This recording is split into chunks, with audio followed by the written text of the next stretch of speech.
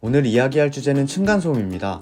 최근 전 세계적으로 유행하고 있는 전염병 때문에 다들 집안에 머무르는 시간이 많아지셨죠? 그래서인지 층간소음으로 인한 스트레스를 받는 사람들도 엄청 많다고 하더라고요.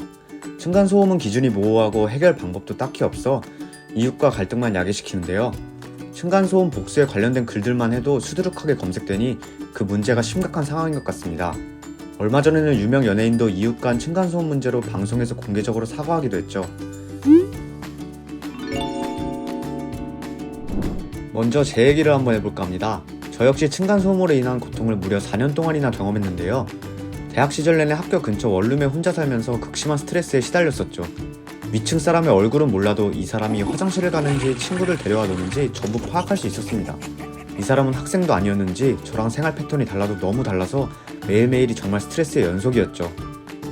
집주인에게 항의해봐도 달라지는 것은 없었습니다. 학생이 조금만 참아 라는 대답만 돌아왔거든요. 결국 피해자인 제가 이사를 가야 끝나는 상황이었습니다.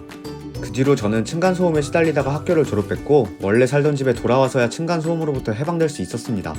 돌이켜보니 너무 당하고만 산 것 같아서 다른 사람들은 층간소음을 어떻게 해결하고 있는지 조금 찾아봤는데요. 굉장히 기발한 아이디어가 많더군요. 그중 몇 가지 기억에 남는 사례들을 얘기해보자면 윗집에 윗집으로 이사가는 것이었습니다.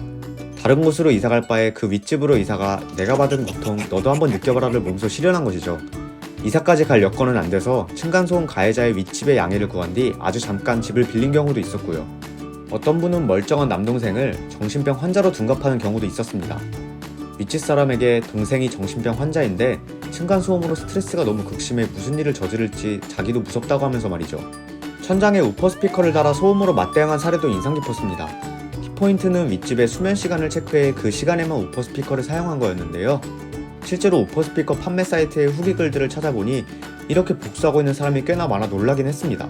오죽 해결이 안 되면 이런 것까지 사서 복수를 하나 싶기도 해서 안타깝기도 했고요. 하지만 이렇게 층간소음을 복수하는 것이 근본적인 해결 방법은 아니겠죠.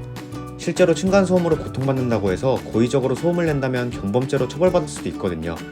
어떻게 보면 층간소음 복수는 보복운전과 같은 맥락이라고 볼 수 있겠네요.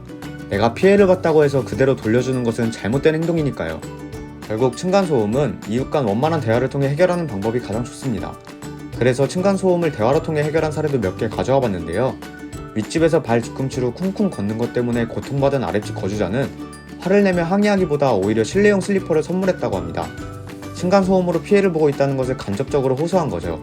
이에 미안함을 느낀 윗집 거주자는 더욱 조심스럽게 생활했고 더 이상 층간소음으로 인한 스트레스는 받지 않았다고 하네요.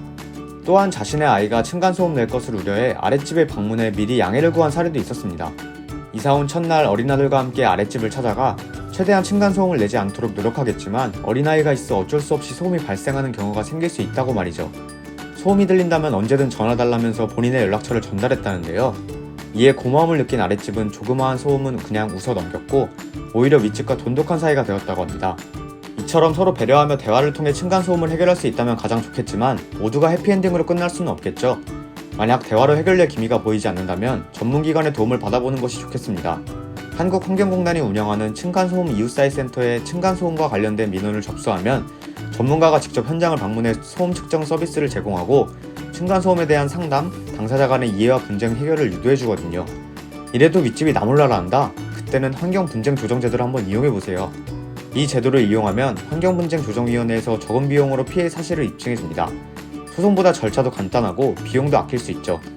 이처럼 오늘은 층간소음에 대해 얘기해봤는데요. 공동주택에 주로 사는 우리나라는 층간소음을 완벽하게 차단하기는 힘들죠. 때문에 내가 피해자일 수도 있지만 동시에 가해자가 될 수도 있다는 점을 인지해야 합니다. 이웃을 배려하는 마음으로 나부터 조심하자는 마음을 가지고 생활하는 것이 가장 중요하죠. 올해 1월엔 정부에서도 층간소음을 해결하기 위해 국내 대형 건설사들과 회의를 진행하는 등 문제 해결을 위해 꾸준하게 노력하고 있습니다. 조만간 층간소음으로부터 자유로운 날을 맞이할 수 있지 않을까요?